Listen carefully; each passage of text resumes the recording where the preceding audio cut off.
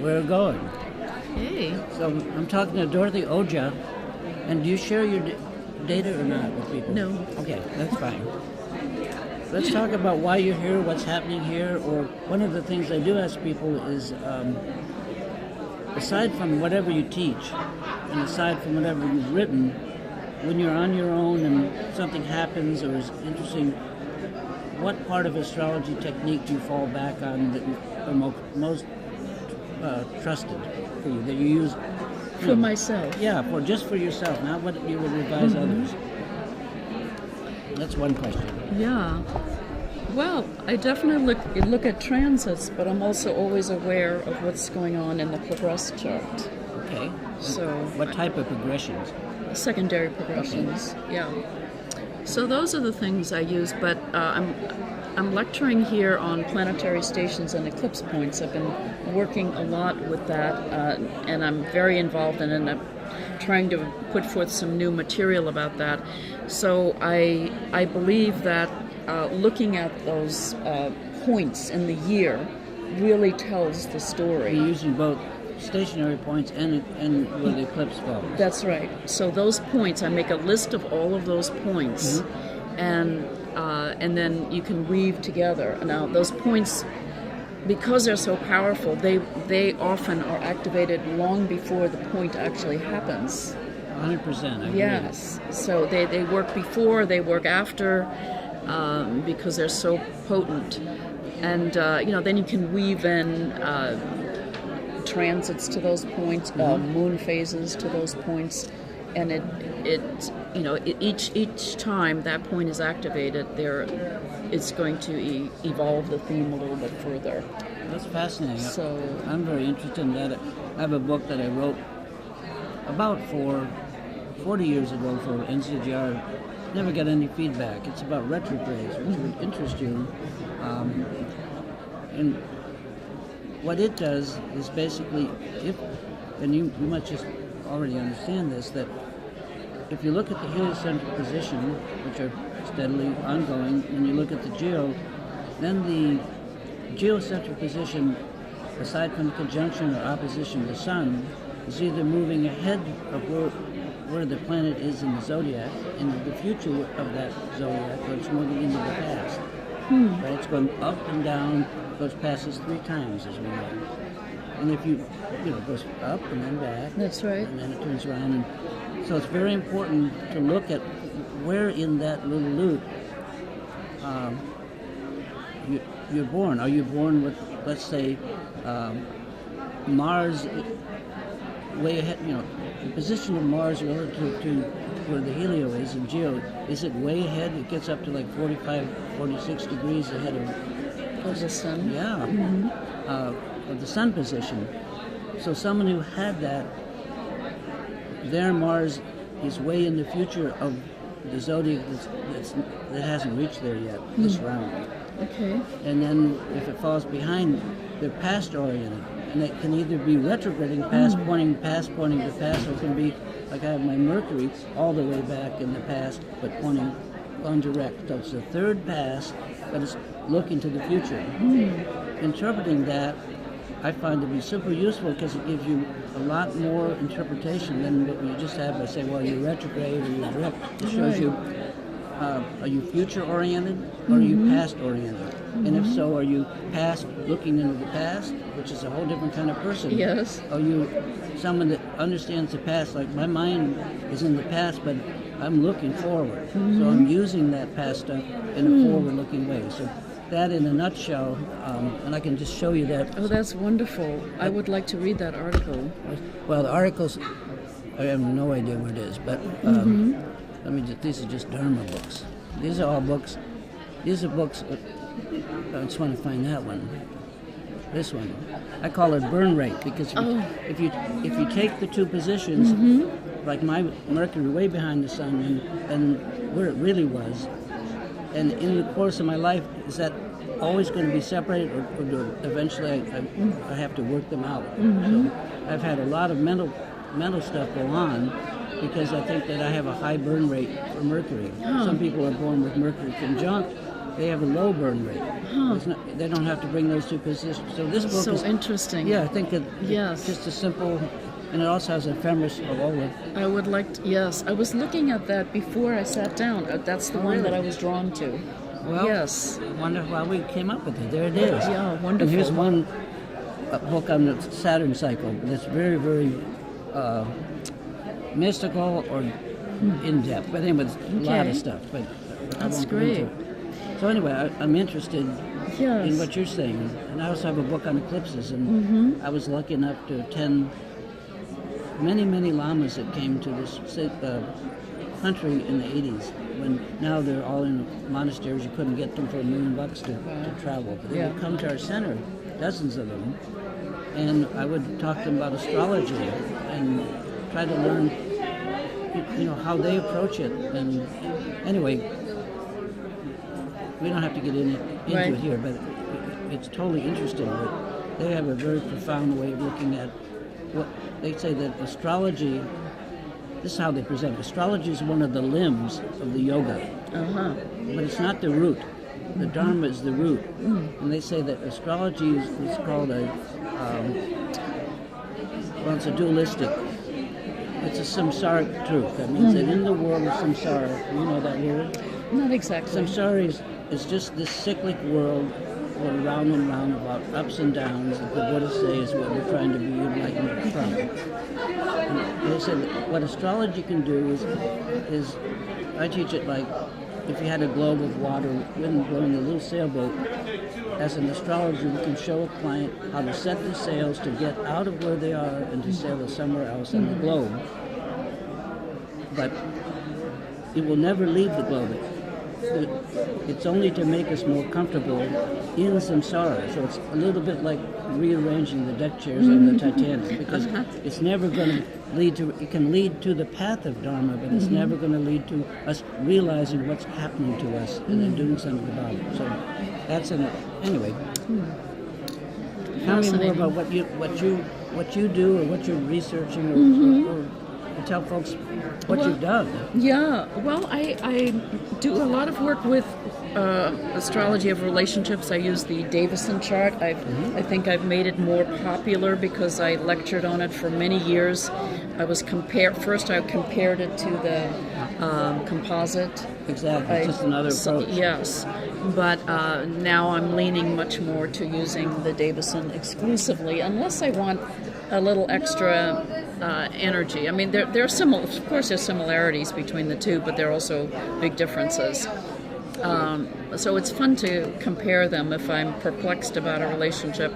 So I've done a lot of work with the Davison, and I'm working on a book on the Davison chart. And tell folks a little bit what the Davison chart is. Well, the unique thing about the Davison chart is that the end result it looks exactly like a natal chart, because it has everything that a natal chart has. It has a date, it has a time, and it has a location. So because you're splitting, you're dividing the two birth dates, the two birth times, the two birth locations, which you don't have in the composite. Right, so it's kind of a midpoint kind of thing. Yes, it is a midpoint chart, but it has that. And I find that for some people, the date is actually shows up as an important date in their relationship. Not always, but sometimes it does. Yeah. So I call that chart the birthday of the relationship.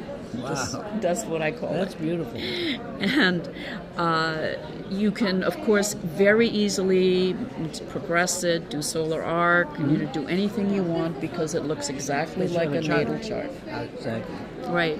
So that's been something I've been working on for years. And then the past year I've been building this idea of the relationship club. Okay. And for this past year, I have a lot of changes to make, but this past year what I've done is I've searched for people, astrologers who lecture on relationships, because I want to create a platform for all these different voices and different techniques, possibly, and different vantage points. There's so many. How will you bring those together? I'd like to hear more about it. Yeah, well, I love relationships. yeah, it's an online webinar I do, And I just a teaching. Yes, exactly. So people will sign up to hear these speakers. Okay. I did it once a month for about the first 3 months, but it was a little too much. So now it's every 2 months. So it would be 6 in a year. And eventually it will be by subscription, where there's a better rate for signing up for all 6. And You're going to do it, or you have? oh, I've been doing it for a year now. People like it. Yeah, it seems to be, and I want to make it more popular and offer. There's a dedicated Facebook page, but I want to do a lot more. Offer more features, and there's an archive of previous MP4s and all of the supporting material, PDF materials. And what do you do with relationships? Relationships are huge, right? Yes. Yeah. So there are many different voices, and they have many different ideas. And I want to gather all those ideas together and offer those ideas. Offer some of my ideas to it for you to look at. Yes. I've studied marriages and relationships Yes. for many, many years. I'd love to have you. Archetypes. Okay. And there are 2 kind of relationships, either opposites that attract or sames that want to cling together. Right. And then using the helio archetype, you can see whether somebody's looking like a T-square, T-square, then you're looking for a grand triangle or something like that, or wedges. Well, see, this is what I want. I want astrologers' ideas on these things. Would you like to be a guest? Sure. Okay. Yeah. Wonderful. We'll be in touch then. Yeah, Yes. I've done relationship stuff like this forever. Yes, I'm sure you have. And Yeah. especially marriages and stuff. And I'd love to hear your perspective. Yeah, I would do that. Yeah. Any other stuff that you want to talk about that you're doing? It sounds like you're doing it. And I'm interested in retrogrades and eclipses especially. Yes. Well, I find the retrogrades I find it so fascinating that you have these little segments of degrees that are marked out, that are repeated 3 times. It's like tilling the soil, refining it more and more and more. I love that. I love that idea of that cosmic pattern, how that works. I do too. Slows us down and allows us to go deeper if we're in tune with it. And as I was pointing out, it matters which path it is and in which direction it's going. Yes, and yes. you can use that to interpret really beautifully. And I've done, my whole book has all that interpreted, every possibility. I also feel that my perspective on astrology, I strive to maintain a sacredness with astrology. I feel it is a sacred art. I respect the soul of the person I'm dealing with, and I really want to help people maximize the potential of the chart. I think it's the astrologer's duty to help the person, to lead them to the best expression of their chart. I agree. And there's so many wonderful things that we can do as astrologers. Typically, I find that when people come, sometimes they're very focused on one part of their chart because maybe they're having an issue there, a problem there. Absolutely. And so, again, the astrologer's job would be to help bring them out to the other part of the chart, which could be resources for where the problem is, because I believe there's always an antidote to every issue that's going on. Somewhere in the chart, there's an antidote. So you're showing, like my little illustration of the boat, showing how to get out of what they are. Yes. And to improve, to be more comfortable in their life. Yes, and to appreciate the contradictions.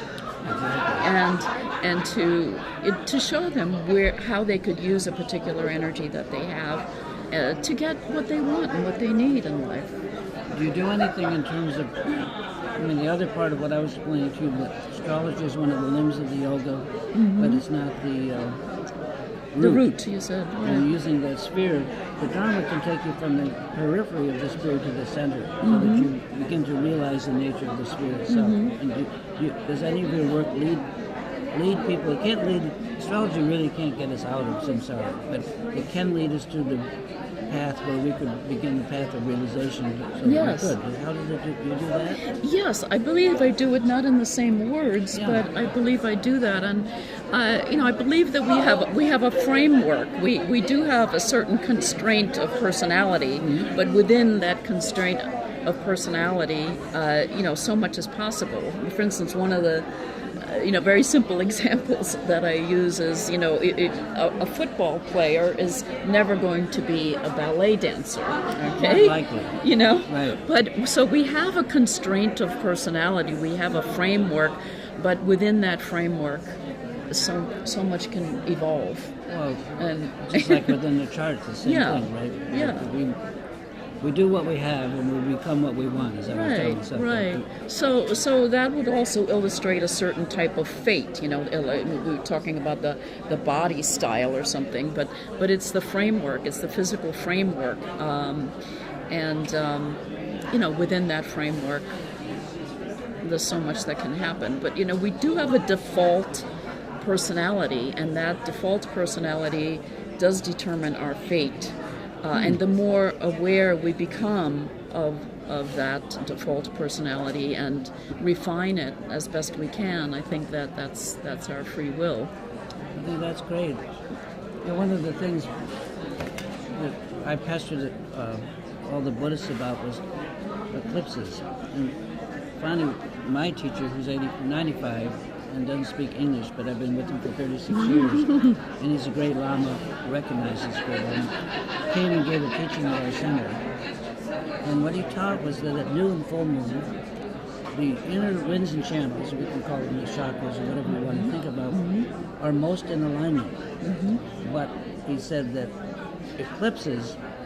at eclipses, they're in so much in alignment that in old Tibet, before we had weekends, they didn't have weekends. They had new and full moon days off, and those days were to be set aside to observe your mind. And that's what you did that day, because the alignment of the winds and the channels, if you could be aware of it, could greatly accelerate your realization potential, especially on eclipses. Yes, those are powerful moments.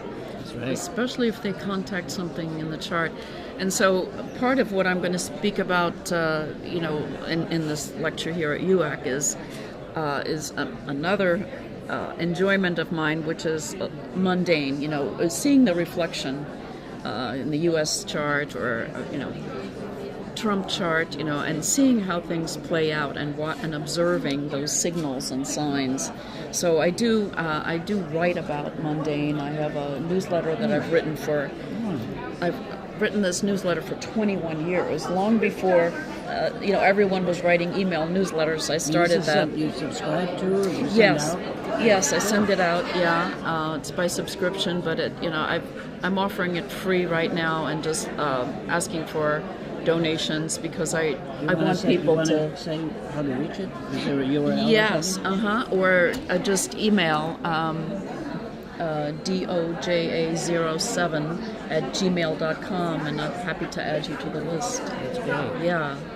So I want people to read it, and then if they like it, they can donate whatever they want. Okay, that's great. But it is something I've done for 21 years, and then I have a daily blog where I just talk a little bit about what's going on, and that's on Facebook. I have Facebook. I write an essay every day. Yeah, I know. You're very prolific. I know. It's You're disgusting, amazing. I know. You're amazing. I also have a book. It's called The Vision of the Eclipse. That one of the things that I've discovered through the Tibetans and through my own work is that we often have double eclipses 2 weeks apart. Yes. They happen more regularly than people think. I believe that at each eclipse is a time of vision. And vision isn't like a picture in the sky, but vision is like an intense time when we absorb something deeply inside of us. And they used to say it's like a scroll that it takes us months to read it and for it to mature in us so that we can grasp it. And that these visions are not, everyone doesn't get it. It's almost like at any given time, certain people in the world are going through some climactic experience where they're aware enough to see the vision, and and to absorb it, but also to be able to unroll it in consciousness. Mostly, I would like that for me. I've had it Yes. happen, but it's not a constant. It's not something I can be aware of all the time. So I wrote a whole book called The Vision of the Eclipse that talks about this concept of how to do that. Yes, that's wonderful, because I believe that's true too, that eclipses, the effect of eclipses can last for a minimum of a year, maybe even longer, as another planet triggers that, and then you're still evolving that. It's always kind of working in the background. It doesn't just stop and start and stop. But the effects of it can last a lifetime. It can. Because It if you have can. a climactic event, Yes. this is what you measure from then. Yes. You measure from there as to who you are. Yes. Where your time goes back to, that's where it stops. You can't remember Right. before. So You know, our life as astrologers is all about numbers, mathematics, cycles, music. You know, it's, Right. it's all this beautiful cycle, and we can see these things weaving for years and operating for years. I think it's important to remind our clients about that continuity. yeah, And it's not always easy to do, but I think it's worth Something that- attempting. I came to talk to people like yourself, but because some people weren't able to come to my lecture because there was no room, I started to offer people to come by that just were at it and have a look at the helio chart and stuff. Nice. Well, that's nice, and it's tiring, but Yeah.